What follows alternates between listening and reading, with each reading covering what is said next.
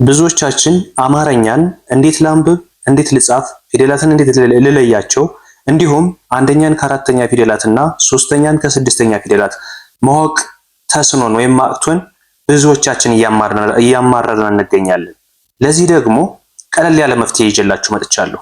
አማርኛን ከመሰረቱ ለጀማሪዎች ማንበብና መጻፍ ለምትቸገሩ ባላችሁበት ሆናችሁ በኦንላይን በሳምንት 5 ቀን ከሰኞ እስከ ዓርብ በሚገኙ የስራ ቀናት በግል ወይም በግሩፕ ከጠዋቱ 12 ሰዓት እስከ ምሽቱ 6 ሰዓት በኢትዮጵያ በኦንላይን እያስተማረን እንገኛለን። እናንተም በኦንላይን ትምህርታችሁን መከታተል ትችላላችሁ። አማርኛና ሌሎች ተዛማጅነት ያላቸውን ቋንቋዎች እንግሊዝኛና ሂሳብ ሌሎችንም ጨምሮ በኦንላይን እያስተማረን እንገኛለን። ስለዚህ እናንተም የዚህ ዕድል ተካፋይ ትሆኑ ዘንድ ስልካችን እዚህ ጋር እናስቀምጥላችኋለን። በቀጥታ በመደወል በኢሞ፣ በዋትስአፕ፣ በቴሌግራም የምታገኙን ይሆናል። አሊያም ሊንኮቻችን በመጠቀም በቀላሉ በአጭር ጊዜ ብቻ ማንበብና መጻፍ እንድትችሉ፣ ጓደኞቻችሁ ጋር መጻፍ እንድትችሉ፣ እንዲሁም የተጻፈላችሁን ነገር እንድታነቡ፣ አሊያም ደግሞ መጽሐፍ ቅዱስ ማንበብ ፈልጋችሁ ሳታነቡ የቀራችሁ፣ እንዲሁም ደግሞ ጸሎት ማድረግ ፈልጋችሁ፣ ቁርአን መቅራት ፈልጋችሁ ነገር ግን ይህ ዕድል ሳይገጥማችሁ ያን ሁሉ ነገር ያለፈባችሁ ካላችሁ አሁንም ጊዜው ገና ነው፣ አልረፈደም። ብትዘገዩም ትደርሳላችሁ። ስለዚህ ሃሎ በሉን። አለማንበብ አለመጻፍ የብዙዎችን እንባ ፍሷል። ዛሬ ግን እኛ ደግሞ የእናንተን እንባ ልናብስላችሁ ከች ብለናል። ሰላም ሰላም፣ ጤና ይስጥልን። እንዴት ናችሁ? የዚህ ቻናል አዲስ የሆናችሁ ሰብስክራይብ በማድረግ ጀምሩ። ነባር ቤተሰቦቻችን ደግሞ ላይክ እና ሼር እያደረጋችሁ ለሁሉም አማርኛ እንዲሁም እንግሊዘኛ እና ሂሳብ መማር ለሚፈልጉ በውስጥ መስመር በሳምንት 5 ቀን ከሰኞ እስከ ዓርብ እያስተማርን ስለምንገኝ ለሁሉም ሼር እያደረጋችሁ ታዳርሱልኝ ዘንድ ከወዲሁ አሳስባለሁ። ዛሬ ደግሞ ቀለል ባለ ሁኔታ ክፍል 2ን ፊደል ቆጠራ ከመጀመሪያው እስከ መጨረሻው 4 ፊደላትን ያክል ረጋ ብዬ በደንብ እናንተን በሚገባችሁ መልክ የማስረዳችሁ ይሆናል። ረጋ ብላችሁ እስከ መጨረሻው ተከታተሉኝ። እንደምትከታተሉኝ ሙሉ ተስፋ አለኝ። አሁን ወደ ትምህርቱ እንሄድና ከዚህ ጋር መጀመሪያ የምታዩቸው የሰ ፊደል፣ ረ ፊደል፣ ሰ ፊደል እና ሸ ፊደል ናቸው። እነዚህን አብረን እናያለን። ከዚህ ጋር እንደምታዩት የመጀመሪያው ሸ ወይም ሰ ተብሎ ይጠራል። የመጀመሪያው ሰ ተብሎ ይጠራል። ይህ ፊደል ሰ የመጀመሪያው ሰ። ሁለተኛ ስሙ እዚህ ጋርም ሌላ ሰ ስላለ ይሄ ንጉሱ ሰ ተብሎ ነው የሚጠራው። ይሄኛው ንጉሱ ሰ ተብሎ ነው የሚጠራው። የታችኛው ደግሞ ሰዓቱ ሰ ተብሎ ይጠራል። ይሄኛው ሰዓቱ ሰ ተብሎ ይጠራል ማለት ነው። መጀመሪያ በክፍል 1 እንደገለጽኩላችሁ ክፍል 1 ላይ ስለ ፊደላት ሙሉ ማብራሪያ ሰጥቻለሁ። ክፍል 1ን እስከ መጨረሻው መከታተል ሞክሩ። ክፍል 1ን በደንብ ካያችሁት ክፍል 2 እና ሌሎች ደግሞ በጣም እየቀለሏችሁ ነው የሚሄዱ። ምክንያቱም ክፍል 1 ላይ ፊደል ማለት ምን ማለት ነው የሚለውን በሙሉ ከመጀመሪያው ከመሰረቱ በደንብ ያስረዳውበት ቪዲዮ ስላለ እሱን በመከታተል ለዚህኛው ትልቅ መስመር ይጠርግላችኋል። ስለዚህ ከዚህ ጋር መጀመሪያ የተወሰነ ነገር ልበላችሁና አንደኛ ፊደሎች ምንም አይነት ቅጥያ ቀለበት አይኖራቸውም። ሁለተኞች በቀኝ በኩል ቅጥያ አላቸው። ሶስተኞች ሸፋፋ አላቸው። አራተኞች ቀኝ እግራቸው ይረዝማል። አምስተኞች ቀለበት አላቸው። 6 እና 7 የጋራ ድምጽ እንጂ የጋራ ቅርጽ የላቸውም። እነሱንም አብረን የምናይ ነው የሚሆነው። ስለዚህ ከዚህ ጋር እንደምታዩት የመጀመሪያው ፊደል ሰ ተብሎ ይጠራል። ሰ። ሁለተኛው በቀኝ በኩል ቅጥያ ያለው ሱ ኡ የሚል ድምጽ አለው። ሶስተኛዋ ሸፋፋ ወይም ጫማ ያላት ሲ ቀጠን ተብላ በሴት ድምጽ የምትጠራዋ ሲ ተብላ ትጠራለች። ከስድስተኛው ጋር እንዳትመሳሰልባችሁ ልብ በሉ።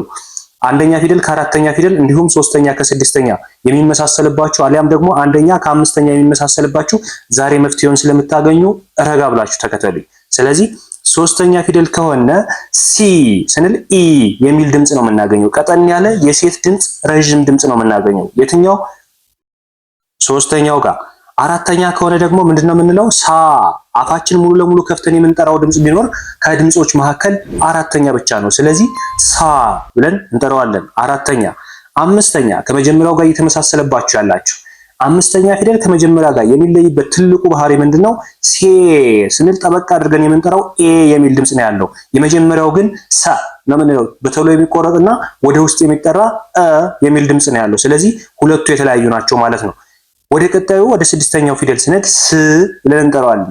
ስ ማለት ወደ ውስጥ የሚጠራና አጭር ድምጽ ሲሆን ከሶስተኛው ጋር የሚለይበት ትልቁ ደግሞ ምንድነው? ስ ካልነ ስድስተኛ ነው። ሲ ካልነ ጠበቅ አድርገን የምንጠራው ሶስተኛ ነው። ስድስተኛ ድምጽ ወፈርና አጭር እንዲሁም የማይጠብቅ ድምጽ ሲሆን ሶስተኛው ረጅምና ቀጭን የሚጠብቅ ድምጽ ነው ማለት ነው። ስለዚህ ሶስተኛው ሲ ካልነ ስድስተኛው ስ ብለን እንጠራዋለን። የመጨረሻው ሶ ብለን ነው የምንጠራው። የመጨረሻ ፊደሎች ደግሞ ብዙ ጊዜ ከሁለተኞች ጋር ያን ያህል አይመሳሰሉም፣ ግን የሚመሳሰሉባችሁ ካላችሁ ሰባተኛው ኦ የሚል ድምጽ ሲኖረው ሁለተኛው ኡ የሚል ድምጽ ነው የሚኖረው። ስለዚህ ሶ ሱ ሁለቱ የተለያዩ ናቸው። በፊደል ደረጃ ምንም አይነት የሚመሳሰል ድምጽ የለም። አንዳንዴ የተወሰኑ ፊደላቶች አምስተኛውና አንደኛው የሚመሳሰሉ እንዲሁም አንደኛውና ሶስተኛው የሚመሳሰሉ ይኖራሉ። እነሱም እነ የፊደላት ተመሳሳይ አሏቸው። ከዛ ውጭ ግን አብዛኛው ፊደል ሁሉም አንደኛ፣ ሁለተኛ፣ ሶስተኛ የተለያየ ነው ማለት ነው። ልብ በሉ። ማስታወሻ መያዛችሁን አትዘንጉ። እየተከተላችሁኝም ደግሞ ከፈጠንኩባችሁ እያስቆማችሁም ቢሆን ጻፏቸው፣ አንብቧቸው። እኔ የምላችሁን አንዳንድ ነገር በትኩረት ተመልከቱ። እነሱን ከያዛችሁ አማርኛ ፊደላት ላይ መሰረቱን መያዝ ያለባችሁ ፊደላት ላይ ነው። ፊደላት ላይ መሰረት ካልያዛችሁ ማንበብና መጻፍ ሌሎችንም አትችሉም ማለት ነው። ፊደላት ላይ ግን በትኩረት ከተከተላችሁኝና በደንብ ከጻፋችሁ ካነበባችሁ እኔ የምላችሁን ከተገበራችሁ ከዛ በኋላ ማንበብና መጻፍ በጣም አጭር ጊዜ ብቻ ነው የሚወስድባችሁ። ስለዚህ ወደ ሁለተኛው ሲሄድ ደግሞ ሁለተኛው ፊደል ረ ተብሎ ይጠራል። ረ ሚል ድምጽ ነው ያለው። ሁለተኛ ሩ ማለት በቀኝ በኩል ቅጥያ ያለው ወይም ምንድነው አብዛኞቹ ሴቶች የምትጠቀሙት ጫማ ተረከዝ ያላት ጫማ ምንድነው የምትሏት? ብዙ ጊዜ ነው ያላቃተም ሹል ጫማ የሆነ ነገር እንደዛ አይነት ነገር። ስለዚህ እቺ ሩ ተብላ ትጠራለች። ሩ። ሶስተኛ ሪ ኢ የሚል ጠበቅ ያለ ድምጽ ነው ያላት። ከስድስተኛው ጋር ትመሳሰልም። ለምን ስድስተኛው ር ነው የሚባል፣ ይቺ ግን ሪ ነው የምትባለው ሶስተኛዋ ማለት ነው። ወደ አራተኛው ስንሄድ ቅድም እንዳልኳችሁ ሙሉ ለሙሉ አፋችን ከፍተን የምንጠራው ድምጽ ነው። ራ አፋችንን እንከፍታለን። ራ። አምስተኛዋ ደግሞ ቀለበት ያላት ፊደል ሬ ጠበቅ ተብላ የምትጠራው ከአንደኛው ጋር የተለየች ናት። ረና ሬ አንደኛው ረ ሲሆን እቺ ግን ሬ ጠበቅ ተብላ ትጠራለች ማለት ነው። ከዛ ወደ ስድስተኛው ስንሄድ ደግሞ ር ለቀቅ አድርገን የምንጠራው ድምጽ ነው። ር ከሶስተኛው ጋር የተለየ ነው። ሶስተኛው ሪ ጠበቅ ተብሎ ሲጠራ እቺኛዋ ደግሞ ለቀቅ ር ተብላ ነው የምትጠራው ማለት ነው። የመጨረሻ ሮ ኦ የሚል ድምጽ ያላት ማለት ነው። ካናቷ ላይ ቀለበት አላት እንደምታዩት ሮ ተብላ ትጠራለች። ከዚህ በመቀጠል የምናገኘው ሁለተኛው የሰ ቤት ሰዓቱ ሰ ተብሎ የሚጠራው ነው ይሄኛው ማለት ነው። ሰዓቱ ሰ ከላይ የምታዩት ይሄኛው ሰዓቱ ሰ ተብሎ የሚጠራው ድምጽ ነው። ሰዓቱ ሰ እንዴት ስያሜውን አገኙ ካላችሁ ሰዓት ብለን ስንጽፍ በትክክለኛው በአማርኛ ድምጽ በዚህኛው ነው የሚጻፈው። ብዙ ጊዜ ጽሁፍ ላይ ብታገኙ ሰዓት የሚል ካያችሁ በዚህች ነው የሚጻፈው። ንጉስ የሚል ደግሞ በዚህኛው ነው የሚጻፈው በላይኛው በመጀመሪያው ማለት ነው። ስለዚህ ሰዓቱ ሰ ተብሎ ይጠራል። የመጀመሪያው ሰ እንደምታዩት ባለ ሁለት እግር ነው። ባለ ሁለት እግር ፊደሎች ከሆኑ ምን ብያቸዋለሁ? አራተኛና ሰባተኛ ተቃራኒ ይሆናሉ። እዩዋቸው። አራተኛና ሰባተኛ ተቃራኒ ነው የሚሆኑ። እሱ ምንድነው ተቃራኒ የሚያደርጋቸው? ቅርጻቸው ነው። አራተኞች ቀኝ እግራቸው ሲረዝም ሰባተኞች ደግሞ ግራ እግራቸው ይረዝማል ማለት ነው። ስለዚህ ባለ ሁለት እግር ከሆኑ ልብ በሉ፣ ሁልጊዜም ታገኛላችሁ እንደዛ አይነት ነገር። ሁለተኛው ላይ ስንሄድ ሱ ማለት በቀኝ በኩል ቅጥ ያለውና ኡ የሚል ወፈር ያለ ድምጽ ያለው ነው። ሱ ብለን እንጠራዋለን።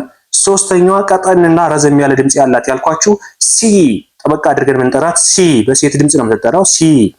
አራተኛው ሳ ከመጀመሪያው ጋር ፈጽሞ የማይገናኝ ድምጽ ነው። እናንተ ብዙ ጊዜ ልታመሳስሉት ትችላላችሁ። የመጀመሪያ ሰ ስንል የሚል ድምጽ ነው የሚኖረው።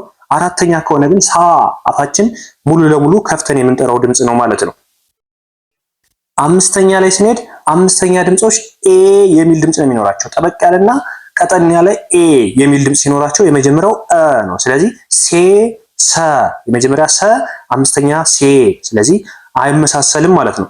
ስድስተኛውና ሶስተኛውም ስናመሳሰል ምን ነው ወይም ብዙ ጊዜ የሚያስቸግረን ካለነ ስድስተኛ ለቀቅ ተደርጎ ስ ነው የምንለው። ሶስተኛ ከሆነች ግን ሲ ነው የምንላት። ጠበቅ አድርገን ሲ ብለን ነው የምንጠራት። የመጨረሻው ሶ ቅድም ብያቸዋለሁ ከአራተኛው ጋር ተቃራኒ ይሆናሉ ብያለሁ። አራተኛው ቀኝ እግሩ ሲረዝም ሰባተኛው ግራ እግሩ ይረዝማል። ስለዚህ እነዚህ ሁለቱ ድምጾች ምንድናቸው? ተቃራኒ። ሳና ሶ ለምን ተቃራኒ ሆኑ? ባለ ሁለት እግርና ባለ ሶስት እግር ከሆኑ መጀመሪያ ላይ እንደገለጽኩላችሁ ተቃራኒ ይሆናሉ። አራተኛው ቀኝ እግሩ ይረዝማል፣ ሰባተኛው ግራ እግሩ ይረዝማል ማለት ነው። ልብ በሉ። አሁን ወደ ሸና አራተኛው ፊደል ይሄዳሉ። ሸ ፊደል ማለት ሰን ከጻፍነ በኋላ ካናቱ ላይ አግዳሚ መጨመር ብቻ ነው ልዩነቱ። ከዛ ውጭ ሌላ ምንም የተለየ ነገር የለውም። ሰን ከጻፍነ በኋላ ካናቱ ላይ አግዳሚ ስንጨምርበት ሸ እንለዋለን። ፊደሉ ግን ሰን መጻፍ ነው መጀመሪያ። ሰን ከመጀመሪያው እስከ መጨረሻው እዚህ ጋር እንደምታዩት እንደዚህ ከጻፍነ በኋላ ከዛ በኋላ ካናቱ ላይ አግዳሚ ስንጨምርበት ማን ይሆናል? ሸ ይሆናል ማለት ነው። ከዛ ውጭ ምንም የተለየ ቅርጽ የለውም። ስለዚህ ሁለተኛው ላይ ስንሄድ ሹ ብለን የምንጠራው በቀኝ በኩል ቅጥያ ያለው ፊደል ነው። ኡ የሚል ድምጽ አለው። ሶስተኛዋ ሺ ካልነ ሸፋፋ ወይም ጫማ አላት። አራተኛው ሻ ካልነ ደግሞ አፋችን የሚያስከፍተን ከአንደኛው ጋር ፈጽሞ የተለያየ ድምጽ ማለት ነው። ሸ ሻ ሸ ሻ። ልብ በሉ ብዙዎቻችን የምንቸገርበት ስለሆነ ነው እዚህ ጋር የምደጋግምላችሁ። አራተኛና አንደኛ፣ ሶስተኛና ስድስተኛ የብዙዎች ችግር ስለሆነ ነው። ስለዚህ የመጀመሪያ ሸ፣ አራተኛ ሻ የተለያዩ ናቸው። እሺ ከዛ አምስተኛ ሼ ኤ የሚል ጠበቅ ያለ ድምጽ ነው የሚኖራት። ሼ ስንል ኤ የሚል ጠበቅ ያለ ድምጽ ይኖራታል። የመጀመሪያው ግን ሸ ነው። ስለዚህ አምስተኛና አንደኛ የሚመሳሰልባችሁ ካላችሁም ልክ እንደዛው አምስተኛ ሼ ጠበቅ ያለ ድምጽ ሲኖራት የመጀመሪያው ሸ ለቀቅ ያለ ድምጽ ነው። እንዲሁም ወደ ስድስተኛውና ሶስተኛው እንሄዳለን። ስድስተኛ ድምጿ ሽ ለቀቅ አድርገን በአጭር ጊዜ ነው የምንቆርጣት ሽ። ሶስተኛ ከሆነች ግን ሺ ጠበቅ አድርገን ማለት ነው ሺ። እዩት ሺ ሽ ሺ ሽ ልዩነቱን በደንብ እዩት። የመጨረሻው ደግሞ ሾ ብለን የምንጠራው ኦ የሚል ድምጽ ያለው ነው ማለት ነው። ሾ ስንል የመጨረሻው ኦ የሚል ድምጽ ያለው ነው። ቤተሰብ ዛሬ ፊደላትን ቀለል ባለ ሁኔታ አይተናል። ክፍል 2 ነው። ቀጣይ በክፍል 3 ቀሪዎችን ፊደላት እናያለን። ፊደላትን በደንብ ካስረዳኋችሁና እናንተም በደንብ ከተረዳችሁ ይህ ቪዲዮ ለእናንተ ከተመቻችሁ ሰብስክራይብ በማድረግ ተባበሩኝ።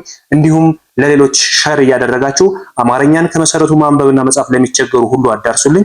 ከዚህ በተሻለ በሌላ ክላስ ደግሞ ቀጣዮችን ፊደላት ደግሞ በደንብ ጥርት ባለ ሁኔታ እናንተም በሚገባችሁና በአዲስ መልክ የማስረዳችሁ ነው የሚሆነው። የዛኔ ደግሞ አስተያየት ካላችሁ እናንተ በዚህ ቪዲዮ ማንኛውንም አስተያየት ኮመንት ላይ ያስቀምጡልኝ። የምትፈልጉትን ነገር ሁሉ በአጭር ጊዜ ምናልባት በዚህኛው ቪዲዮ ኮመንት ካደረጋችሁኝ በሌላኛው ቪዲዮ ደግሞ አስተካክዬ ይመጣ ነው የሚሆነው።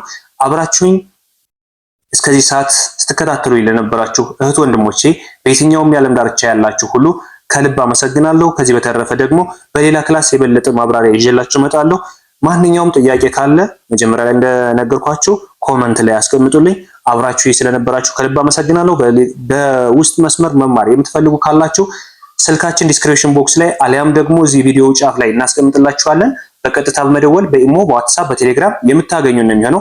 አማርኛን ቀለል ባለ ሁኔታ ባላችሁበት ሆናችሁ በአጭር ጊዜ ብቻ ከ2 ወር እስከ 3 ወር ባልበለጠ ጊዜ ብቻ ሙሉ ለሙሉ አቀላጥፋችሁ መጻፍና ማንበብ እንድትችሉ እናደርጋለን። አብራችሁ ስለነበራችሁ በድጋሚ ከልብ አመሰግናለሁ። መልካም ጊዜ ይሆንላችሁ።